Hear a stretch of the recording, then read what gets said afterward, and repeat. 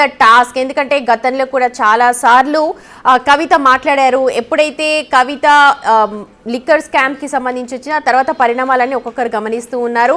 ఇంకా ఎందుకు ఇలా సస్పెండ్ చేయలేదు అన్న విమర్శలు కూడా వచ్చాయి. నిన్న జరిగిన పరిణామాలతో ఒక్కసారిగా కవితను సస్పెండ్ చేయాల్సిన పరిస్థితి ఇవాళ వచ్చింది. అయితే ఇంతకు ముందు ఇన్నయ్య మాట్లాడినట్టుగా లేకపోతే మీరు కూడా అనాలిసిస్ చూస్తున్నట్టుగా టీఆర్ఎస్ నుంచి బీఆర్ఎస్కి ట్రాన్స్ఫార్మ్ అయిన తర్వాత పార్టీ ఒక ఉద్యమ పార్టీగా పురుడు పోసుకున్న టీఆర్ఎస్ బీఆర్ఎస్గా రూపాంతరం చెందింది. ఆ తర్వాత ఉద్యమకారులు కావచ్చు వాళ్ళందరినీ కూడా పక్కన పెట్టింది.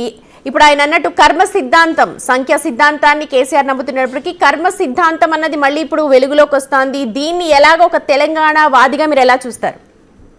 ఖచ్చితంగా అంటే తెలంగాణ రాష్ట్ర సమితి అనేది ఆ పార్టీకి భవితవ్యం, ఆ పార్టీ తెలంగాణ ప్రజల్లో ఉన్న ఒక ఉద్వేగం కావచ్చు, ఒక రకమైన క్షణాలు కావచ్చు. ఏదైనా సరే తెలంగాణ ఉద్యమం 2001 నుంచి పార్టీ ఆవిర్భావం జరిగినప్పటి నుంచి 2008 నుంచి ఉద్యమం ఉధృతమైంది. 2008 నుంచి 14 వరకు మొదలుకొని తెలంగాణ రాష్ట్రాన్ని ప్రకటించే వరకు కూడా తెలంగాణలో టీఆర్ఎస్ పార్టీ అనేదే వెలుగొందింది. అదే క్రమంలో ఉవ్వెత్తిన ఎగిసిన అలల తెలంగాణ రాష్ట్రంలో టీఆర్ఎస్ పార్టీ అధికారంలోకి వచ్చింది. కేసీఆర్ ముఖ్యమంత్రి అయ్యాడు.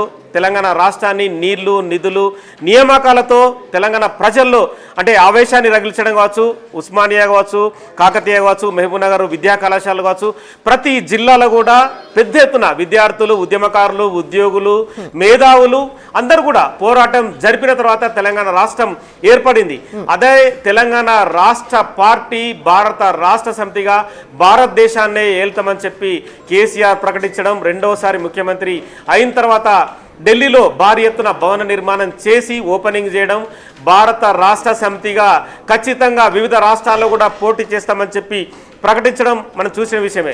పూణేలో కానీ, మహారాష్ట్రలో కానీ, జార్ఖండ్లో కానీ, అలాగే పక్క రాష్ట్రం కర్ణాటకలో కానీ, ఏదైతే తెలంగాణ రాష్ట్ర సమితికి ఆనుకొని ఉన్న ఆంధ్రప్రదేశ్ కావచ్చు కానీ అక్కడ కూడా అధ్యక్షుల్ని ప్రకటించారు. గందరగోళ పరిస్థితుల్లో అంటే బీఆర్ఎస్ మొత్తానికి జాతీయ రాజకీయాల్లో ఒక రకమైన సిచ్యువేషన్ తీసుకొస్తుందా? ఖచ్చితంగా బీజేపీకి, కాంగ్రెస్కి, డిఎంకేకి, జాతీయ పార్టీలు సిపిఐ కావచ్చు, సిపిఎం కావచ్చు, వాటన్నిటికీ పోటీగా ఉంటుందని చెప్పి ప్రతి ఒక్కరిలో కూడా ఆలోచన వచ్చింది. రాజకీయ విశ్లేషకులు కూడా ఖచ్చితంగా కేసీఆర్ తెలంగాణ రాష్ట్ర సమితిని ఎలా నడిపాడో భారత రాష్ట్ర సమితిని కూడా అలాగే నడుపుతాడు. ఖచ్చితంగా కాంగ్రెస్, బీజేపీ, మిగతా రాజకీయ పార్టీలు. మీరు ఒక్క నిమిషం ఉండండి. కవిత ఇంటి దగ్గర సిచ్యువేషన్ ఎలా ఉందో చూద్దాం. 20 minutes అవుతోంది పార్టీ నుంచి సస్పెండ్ చేసి కవితని. అధికారిక లెటర్ ని కూడా మీరు బిగ్ టీవీ స్క్రీన్ మీద ఎక్స్క్లూజివ్ గా చూడొచ్చు. మరి ఎప్పుడు ట్విట్టర్ లో లేకపోతే ఎక్స్ లో యాక్టివ్ గా ఉండే కవిత ఇప్పటివరకు అయితే ఎలాంటి పోస్ట్ చేయలేదు. మా ప్రతినిధి అక్కడ ఉన్నారు విజయ్, అప్డేట్స్ తీసుకుందాం కవిత నివాసం దగ్గర నుంచి. విజయ్, ఎలాంటి సిచ్యువేషన్ ఇంటి ఆవరణలో కనిపిస్తోంది, ఒకసారి విశ్లేషించండి.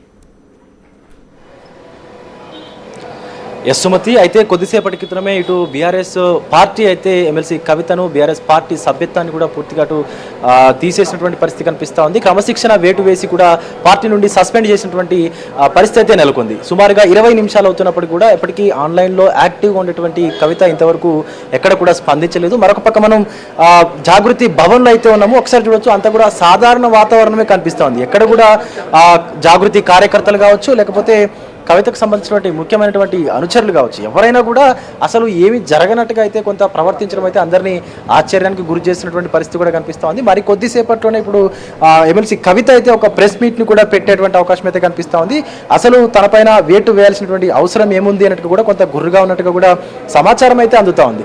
సో మనం మొత్తం ఇటు జాగృతి భవన్లో చూసుకున్నట్లయితే అంతా కూడా సాధారణ వాతావరణం అయితే కనిపిస్తున్నటువంటి పరిస్థితి కనిపిస్తూ ఉంది. ఎవరు కూడా వారి వారి పనులు అయితే చేసుకున్నటువంటి సిచ్యువేషన్ కూడా కనిపిస్తా ఉంది. సుమతి, అయితే ముఖ్యంగా చేస్తారు అన్న ప్రచారం అయితే జరుగుతోంది. అలాగే ఇన్ని రోజులుగా అంటే స్వయంగా అన్న కేటీఆర్ మీద కావచ్చు, లేకపోతే ఆ తర్వాత జరిగిన పరిణామాలన్నింటినీ కూడా మనం చూసాం. ఎన్ని చేసినా సరే ఎవరు కూడా మాట్లాడొద్దు అని చెప్పి ఒక డైరెక్షన్ ఉండింది అధినేత నుంచి. అందుకని ఎవరు కూడా మాట్లాడడానికి సాహసించలేదు. కానీ ఇదే ఇలాగే కొనసాగితే ఎటువంటి మనుగడ ఉండదు అని చెప్పి డైరెక్షన్ లోనే కవిత తెలిసే తను కోరుకునే ఇలా మాట్లాడింది అన్న ఒక అభిప్రాయం కూడా కొంతమంది నుంచి వినిపిస్తోంది.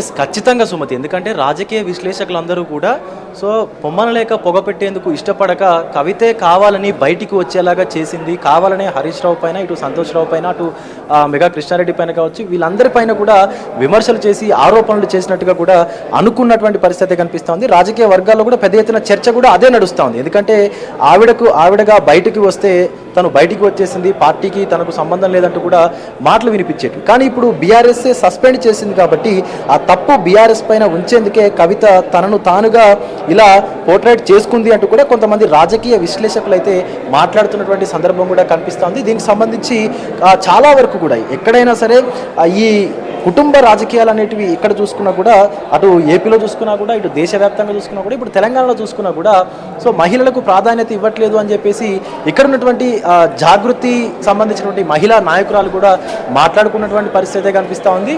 సో అలాంటప్పుడు బీఆర్ఎస్ పార్టీలో అసలు కవిత ఎందుకు కొనసాగాలంటూ కూడా ఇక్కడ ఉన్నటువంటి జాగృతి నాయకులు విజయ్ ఉదయం నుంచి కూడా ఇంట్లోనే ఉన్నారు.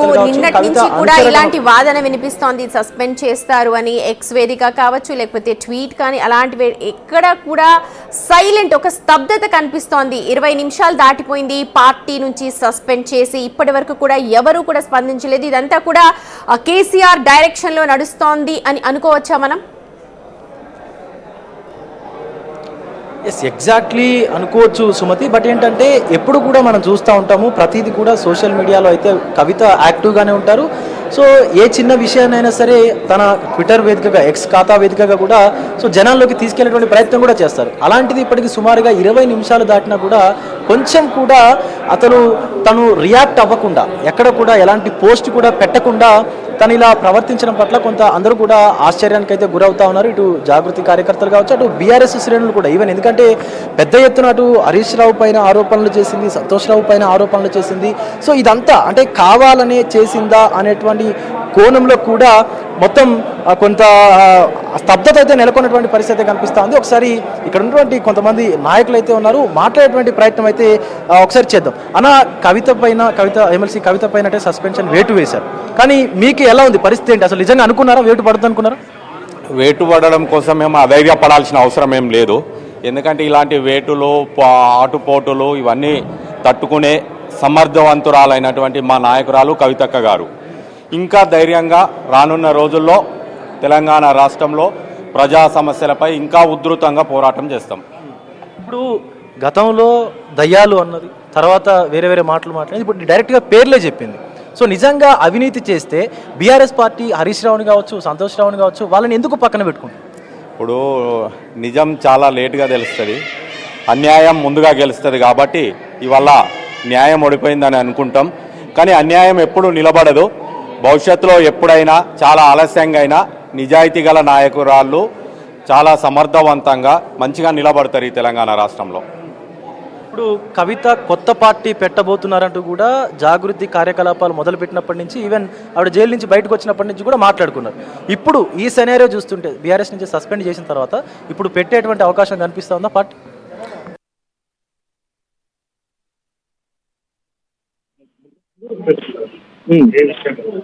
ఇప్పుడు అంటే జాగృతి కార్యకర్తలుగా కవిత అనుసరగలంగా మీకేమనిపిస్తుంది? అసలు సస్పెండ్ చేయడం అనేది వేటు వేయడం కరెక్ట్ అంటారా? సస్పెండ్ విషయం పక్కకు పెట్టండి, దాని విషయం కాదు.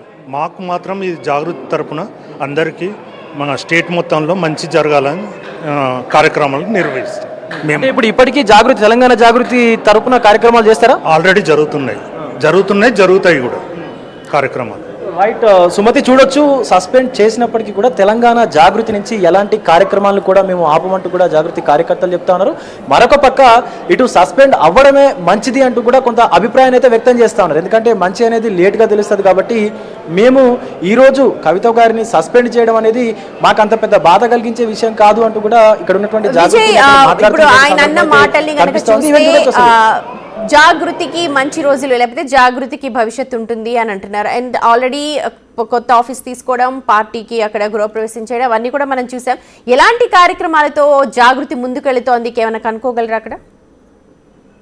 పొలిటికల్ గానా లేకపోతే కల్చరల్ గానా? ఖచ్చితంగా ప్రస్తుతం మనము తెలంగాణ జాగృతికి సంబంధించినటువంటి భవన్లోనే ఉన్నాము. తెలంగాణ జాగృతికి సంబంధించి ఇదివరకు ఆఫీస్ ఉన్నప్పటికీ కూడా ఇంత పెద్ద స్థాయిలో అయితే ఎప్పుడు కూడా ఆఫీస్ని తీసుకురాలేదు. వచ్చిన తర్వాత కూడా తెలంగాణ జాగృతి నుంచి అనేక కార్యక్రమాలు అయితే చేస్తున్నటువంటి సందర్భం కూడా ఉంది. ఒకసారి అడిగి తెలుసుకున్నటువంటి ప్రయత్నం అయితే చేద్దాము. ఇక్కడ ఉన్నటువంటి కార్యకర్తలు కూడా ఒక్కసారి మాట్లాడేటువంటి ప్రయత్నం అయితే చేద్దాం. సో ఇప్పుడు తెలంగాణ జాగృతి నుంచి అనేక కార్యక్రమాలు చేస్తూ ఉన్నారు. గతంలో చేశారు, ఇప్పుడు కూడా చేస్తామంటున్నారు. సో ఎలాంటి కార్యక్రమాలు చేయబోతున్నారు? We will speak. సో ఇది కార్యకర్తలు కూడా కొంతమంది అయితే కొంత సుముఖత చూపించట్లేదు మాట్లాడడానికి. మరొక పక్క ఇప్పుడు జరుగుతున్నటువంటి పరిణామాలు ఏవైతే ఉన్నాయో వీటన్నిటిపైన కొంతమంది మాట్లాడొద్దంటూ కూడా కొన్ని రిస్ట్రిక్షన్స్ ఉన్నట్టు కూడా తెలుస్తుంది. అటు బీఆర్ఎస్ పార్టీకి ఏ విధంగా అయితే అధినేత కేసీఆర్ నుంచి ఆదేశాలు అందాయో ఎవరు కూడా మాట్లాడొద్దు, ఎలాంటి పరిణామాలు జరగాలో అవే జరుగుతాయంటూ కూడా నిన్న మనం మొత్తం చూసాము. సో నిన్న అలాంటి వ్యాఖ్యలు చేసినప్పటికీ కవిత సస్పెన్షన్కి సంబంధించి ఈ సెనారియో మొత్తానికి ముందు హరీష్ రావు పైన చేసినటువంటి వ్యాఖ్యలు ఏవైతే ఉన్నాయో తీవ్ర దుమారాన్ని అయితే రేపాయి రాజకీయ వర్గాల్లో. కానీ ఏ ఒక్క బీఆర్ఎస్ నాయకుడు కూడా దాని గురించి అసలు మాట్లాడలేదు, కనీసం ఎత్తలేదు. అయితే అలాంటి సెనారియో కూడా ఇక్కడ జరుగుతున్నట్టు కూడా తెలుస్తూ ఉంది. కవితకు సంబంధించి పూర్తి ఆదేశాలు కూడా వీళ్ళందరికీ అందినట్టుగా అయితే తెలుస్తూ ఉంది.